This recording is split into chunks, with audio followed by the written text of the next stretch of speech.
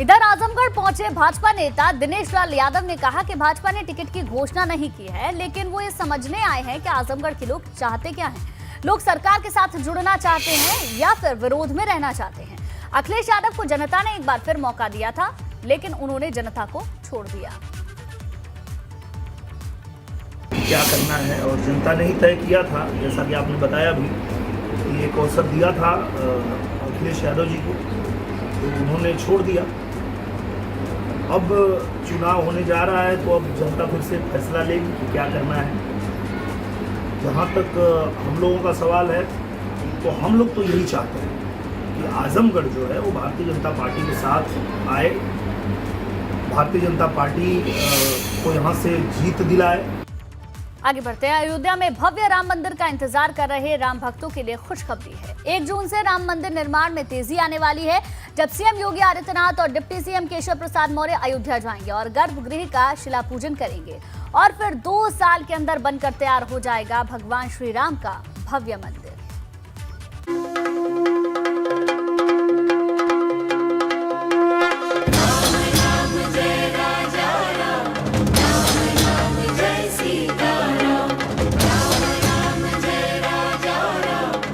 राम भक्तों का पूरा होगा प्रण, गृह का होगा शिला पूजन।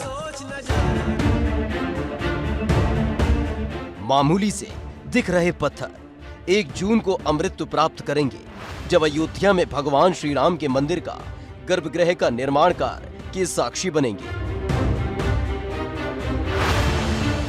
1 जून को सीएम योगी आदित्यनाथ और डिप्टी सीएम केशव प्रसाद मौर्य अयोध्या पहुंचेंगे और राम जन्मभूमि परिसर में रामलला के गर्भगृह का पहला शिला पूजन करेंगे, जिसको लेकर पहले से ही 5 दिवसीय अनुष्ठान चल रहा है।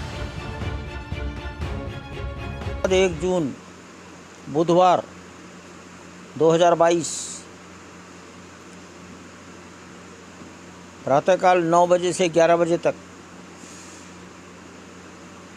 नक्काशीदार पत्थरों को गर्भगृह के चारों ओर स्थापित करना, इंस्टॉल करना प्रारंभ करेंगे। रामलला के मंदिर के गर्भगृह का निर्माण कार्य शुरू हो जाएगा। नक्काशीदार पत्थरों से होगा गर्भगृह का निर्माण। 2 साल में राम मंदिर की बुनियाद होगी तैयार। गर्भगृह 20 फीट चौड़ा और 20 फीट लंबा होगा। बाहरी दीवार 6 फीट मोटी होगी। गर्भगृह के पीछे वाले हिस्से को ही पीठ कहा गया है। अंदर 20 फीट बाई 20 फीट अंदर की रचना। उसके बाहर दीवार भी 6 फीट मोटी है, पत्थरों की है। जैसे जैसे राम मंदिर का भव्य निर्माण कार्य आगे बढ़ रहा है, वैसे वैसे राम भक्तों की उत्सुकता बढ़ती जा रही है और उम्मीद जताई जा रही है कि जनवरी 2024 में महासंक्रांति के बाद श्री रामलला अपने भव्य मंदिर में विराजमान होंगे। मकर संक्रांति जनवरी 2024 या तो 14 जनवरी या 15 जनवरी, सभी प्रकार के श्रेष्ठ कामों के लिए उत्तरायण का काल ही ठीक माना जाता है। और इसलिए सत्येंद्र दास जी ने जो जनवरी 2024 बोला है, वो शास्त्रीय दृष्टि से बोला है। हमने तो सहजता सबको समझ में आवे इसलिए कह दिया दिसंबर 2023, लेकिन मंतव्य वही है, सूर्य जब उत्तरायण में आ जाएंगे तब। अयोध्या की गलियों से लेकर सरयू के घाट तक कर रहे हैं प्रतीक्षा 1 जून की, जब सीएम योगी आदित्यनाथ अयोध्या के स्वप्न को प्रगति देने आएंगे। एबीपी गंगा के लिए अयोध्या से ऋषि की रिपोर्ट।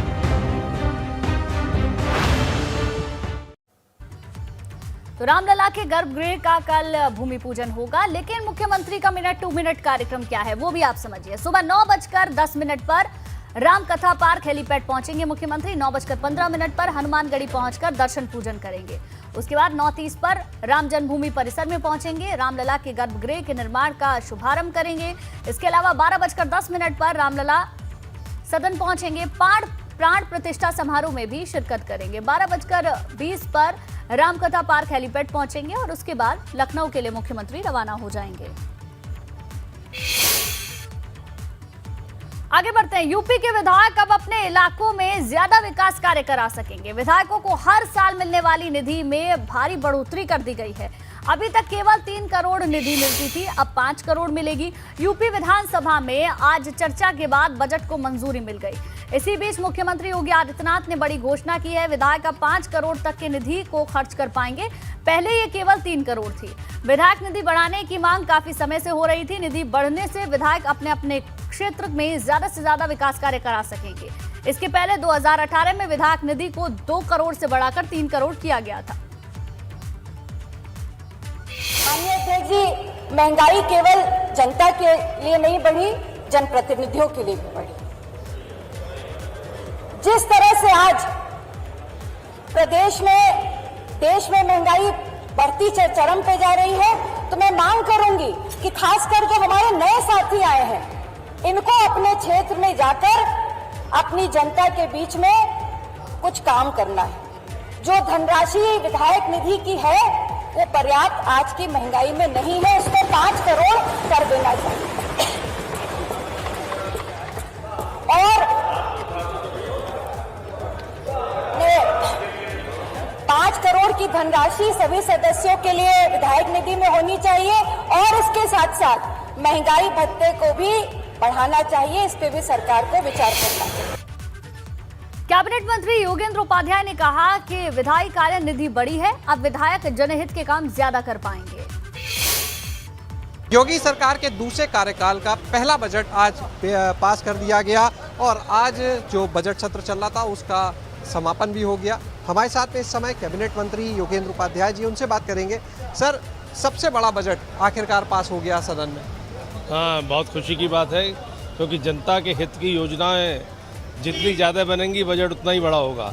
और ये पहला बजट ऐसा है जिसमें कराधान बिल्कुल नहीं हुआ, कर जनता पे नहीं लगा और इतना बड़ा बजट जनता के हित में योजनाओं का आया है और ये पास हो गया। इसके लिए बहुत खुशी और जनता को भी इससे काफ़ी राहत मिलने वाली। सर, विधायक निधि को बढ़ा दिया गया, 5 करोड़ करने के लिए मुख्यमंत्री ने ऐलान कर दिया, प्रक्रिया होती रहेगी, आप किस तरह से देखते? विधायी कार्य निधि बढ़ी है, विधायक निधि नहीं, और उसमें जनता के काम अधिक से अधिक जो विधायक है अपने क्षेत्रों में करा पाएंगे। ये थे हमारे साथ में मंत्री योगेंद्र उपाध्याय, जिनका कहना है कि विधायी कार्य निधि बढ़ने से अब जो विधायक है वो अपने क्षेत्र में जनता के लिए और बेहतर तरीके से ज्यादा काम करा पाएंगे। कैमरा सहयोगी राजू के साथ शैलेश अरोरा, एबीपी गंगा, लखनऊ।